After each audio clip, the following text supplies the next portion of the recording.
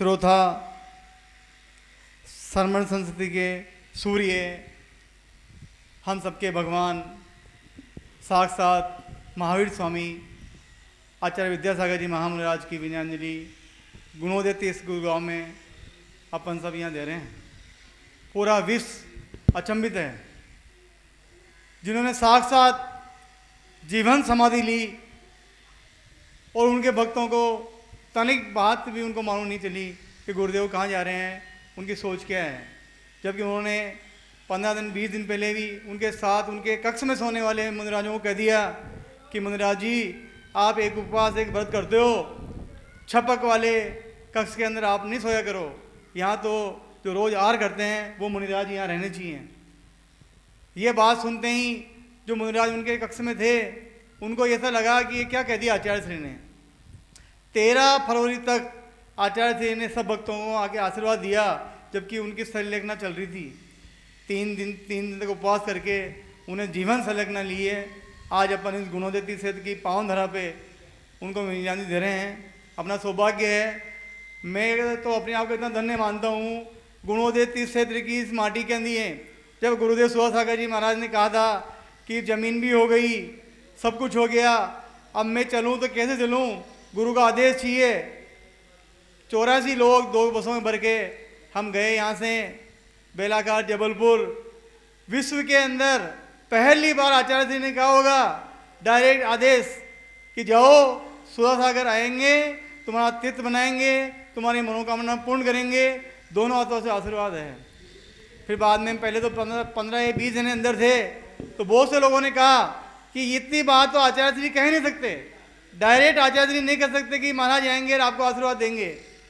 फिर बाद में जैसे सामायिक निमटी, क्लास निमटी और हम सब वापस गए पूरे। तो आचार्य जी ने, भाई क्या हुआ कि आचार्य जी ये कह रहे हैं कि आपको ही चलना है।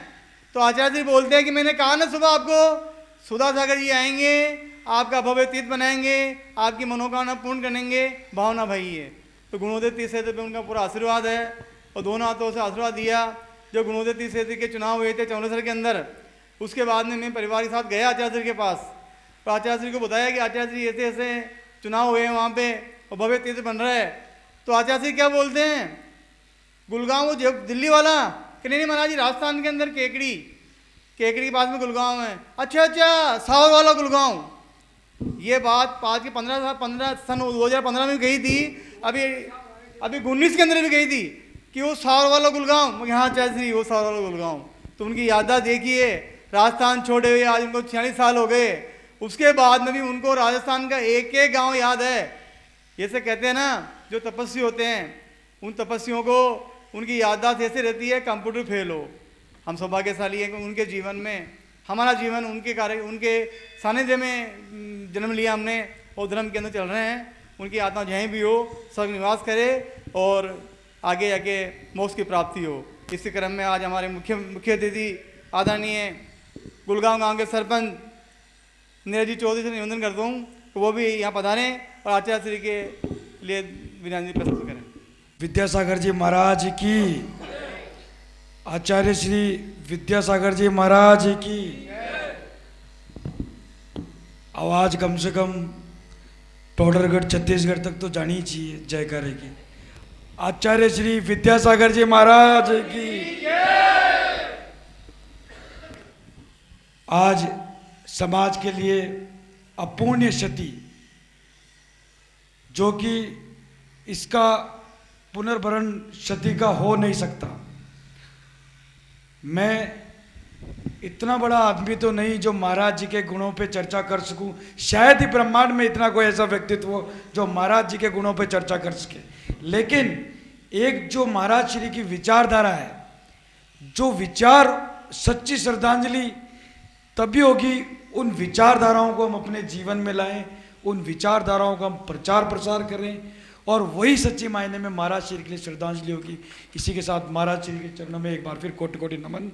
और एक बात मैं कहना चाह रहा था आप लोगों से, पिछले 4-5 दिनों से मेरे भी मन में सुनी तब से कई, मैं अकेला बैठा होता कोई विचार आते हैं, तो माठ साहब ने भी बात दोहराई थी पहले।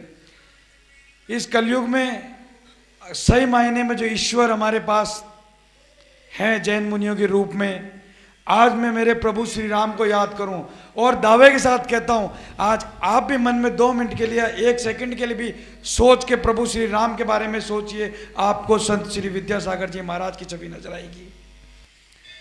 और एक दुस्साहस और मैं करने जा रहा हूं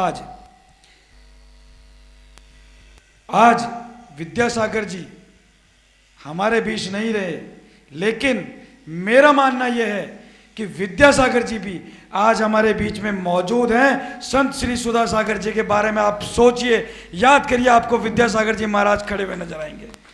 इसी के साथ समस्त जैन मुनियों का आशीर्वाद आप सब पे बना रहे, हम सब पर बना रहे, ईश्वर से यही प्रार्थना है। जय हिंद, जय भारत, राम राम से।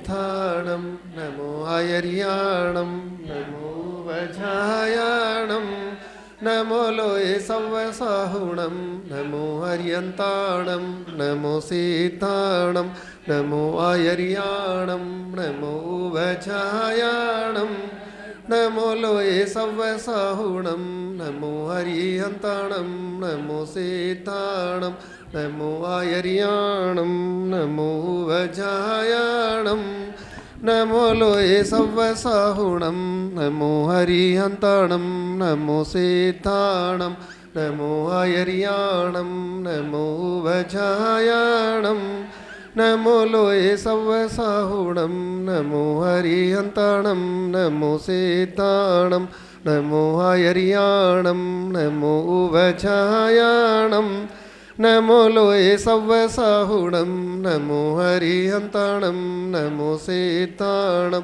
नमो आयर्याणं नमो वजायाणं नमो लोये सव्वसाहुणं नमो हरिहन्ताणं नमो सीताणं नमो आयर्याणं नमो वजायाणं नमो लोये सव्वसाहुणं नमो हरिहन्ताणं नमो सीताणं नमो आयर्याणं नमो वजायाणं नमो लोये सव्वसाहुणं। बोले पंच परमेष्ठी भगवान की जय, बोले की जय, बोले परम पूज्य मुनि श्री सुधा सागर जी महाराज की जय।